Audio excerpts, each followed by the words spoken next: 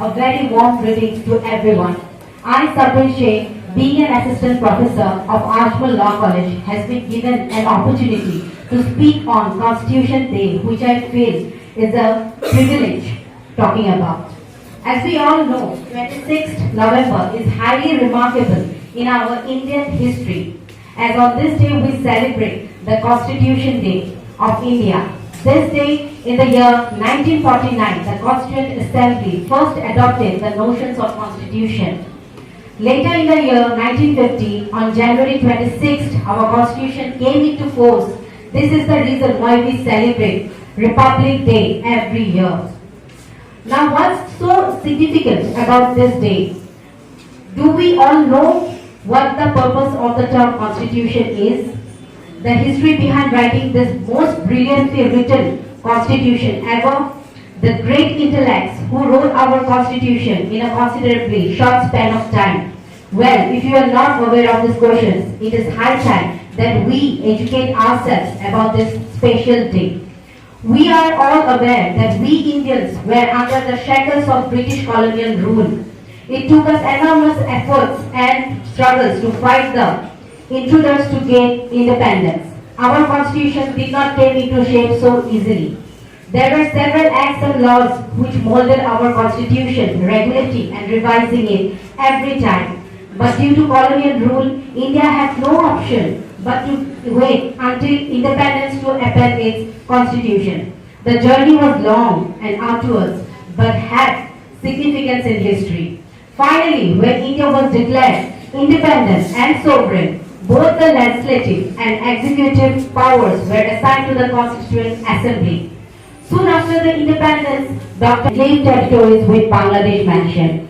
In 101st Amendment, Goods and Services was introduced, means GST, Goods and Services Tax was introduced in the 101st Amendment. In 103rd Amendment, a maximum of 10% reservation for economically weaker section has been given. As we know, change can be made to the Constitution through amendments, and the power to amend the Constitution is only with the Parliament. However, this power is not absolute. The Supreme Court has power to declare any law that it finds unconstitutional and void as per the doctrine of what? Doctrine of? Doctrine of? Supreme Court has power to declare any law that it finds unconstitutional and void as per the doctrine of?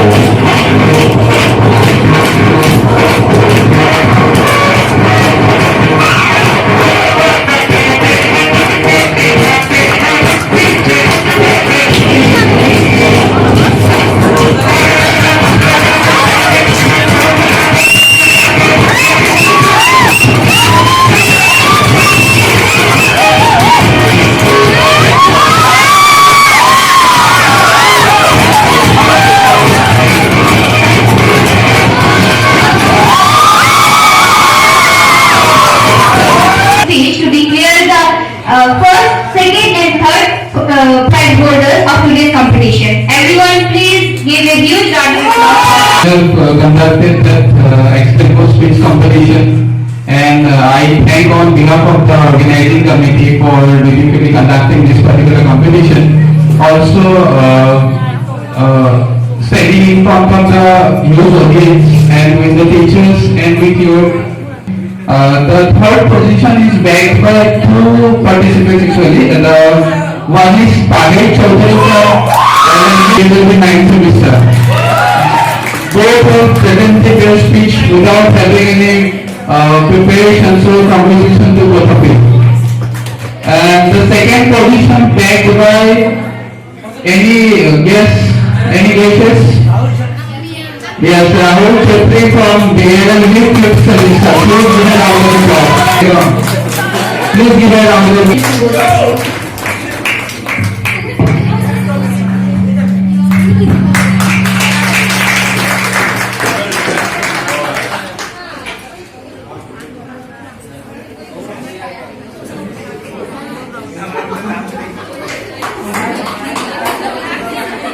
A huge round of applause.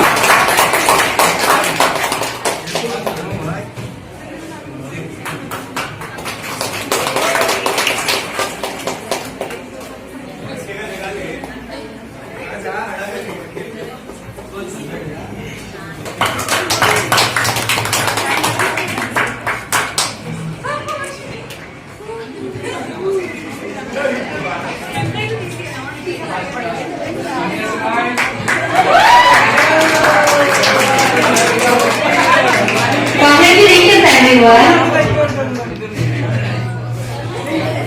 This event are very successful. Thank you one and all. Thank you.